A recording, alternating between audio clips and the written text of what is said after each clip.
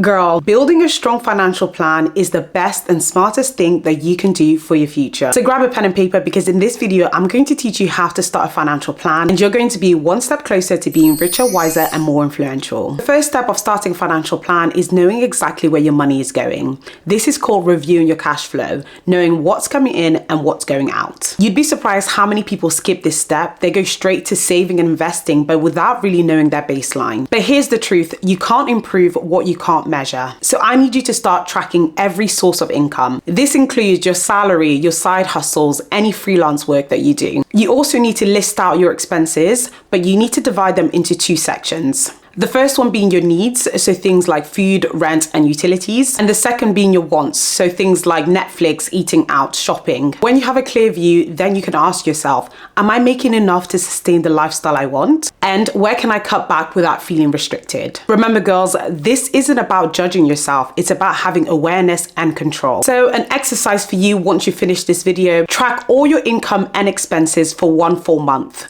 You can use a budgeting app, you can use a spreadsheet, you can even do it manually. At the end of the month, calculate your net cash flow. This is your income minus your expenses. If it's negative, don't panic. It just means you now know your starting point for change. Step number 2 is to set clear financial goals. Once you understand your cash flow, the next step is to now give your money a purpose. Because as I always say, money without vision doesn't grow with purpose. Setting clear goals actually turns your financial plan from theory into motivation.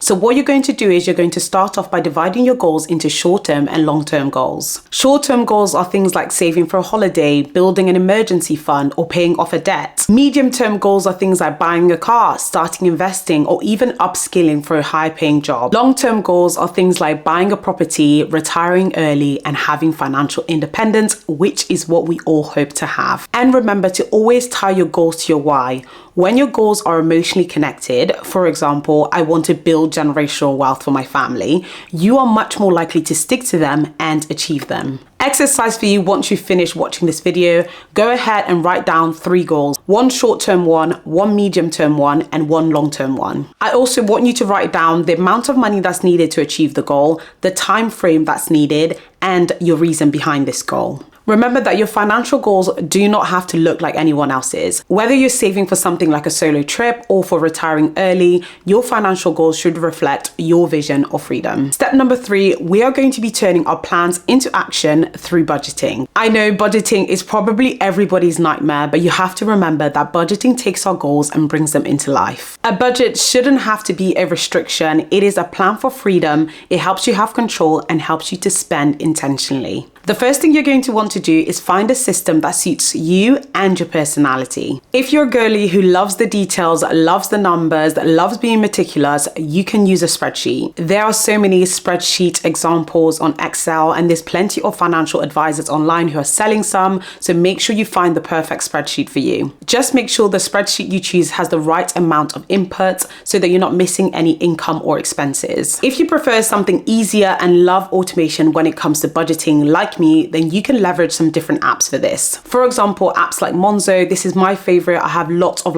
pots for saving in my Monzo account. You can also use things like Emma and You Need a Budget. The second thing you're going to want to do is choose a popular budgeting method. For example, the 50-30-20 rule. This is when you allocate your money like this. 50% of your income goes to needs, 30% of your income goes to wants, and 20% of your income goes to savings and investments. People really enjoy this method because it's not only simple and balanced, but it's also not too restrictive. It allows you to prioritize essential expenses while also allowing you to enjoy discretionary spending and also allowing you to build financial security. Another popular budgeting method that you could take on is zero-based budgeting. In this method, you assign every single pound a purpose before the month starts. If you're someone that would thrive by having a very granular view of how much you spend and where, this is the perfect method for you. Essentially, when you do this, your income minus expenses should equal to 0. This method allows you to have lots of visibility and control, and also allows you to be more conscious when making financial decisions. The last budgeting method that you can choose is pretty old school, but I actually love it, and that is cash stuffing envelopes. This is when you allocate physical cash to specific expenses and literally keep it in an envelope. envelope. For example, your shopping budget, your eating out budget, your hair budget,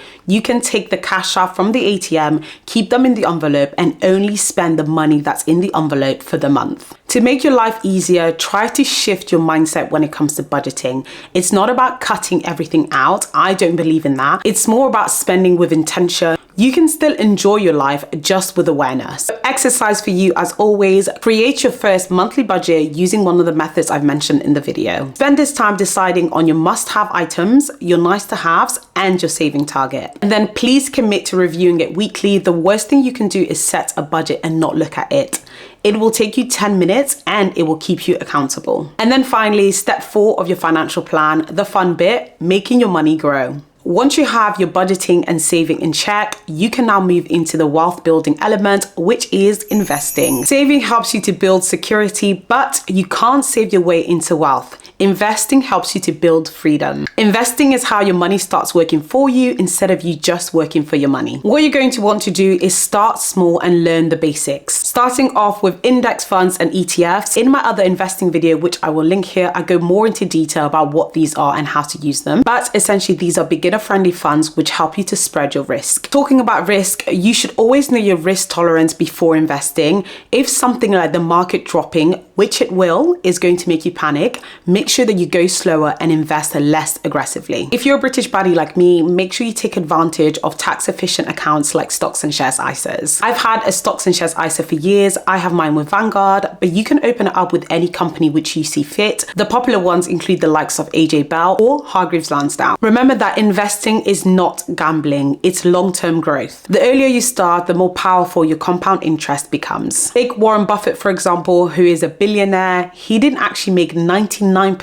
of his income until he was 50. That is the magic of compound interest. Okay, exercise time. If you're new to investing, I want you to spend at least 30 minutes a week looking up key facts about investing. You can search things up like beginner-friendly investing in the UK, search things up about compound interest, even search things up about which are the best accounts to open. If you're already investing, I want you to check whether or not your portfolio still aligns with your goals. Are you diversified and are you comfortable with the level of risk? Bonus tip, please try to have an emergency fund aside before you start investing. People say 3 to 6 months, but I really think whatever you can have is great. This will allow you to be comfortable while investing and not have to pull money out of your investments when life happens. There you have it, girls. 4 steps to kickstart your financial plan. Number 1, review your cash flow. Number 2, set clear goals. Number 3, set a budget that you'll actually follow. And number 4, start investing to grow your wealth. Remember that your financial journey is personal. You don't have to do everything at once, just start somewhere. You don't have to do what everyone else is doing, just take a small step day by day, and even in a year's time, you'll be so grateful you did. If you like this video, then make sure you give it a like and let me know in the comments what financial goal you'll be setting after watching this. Make sure you share this video with your community and remember that women who invest win.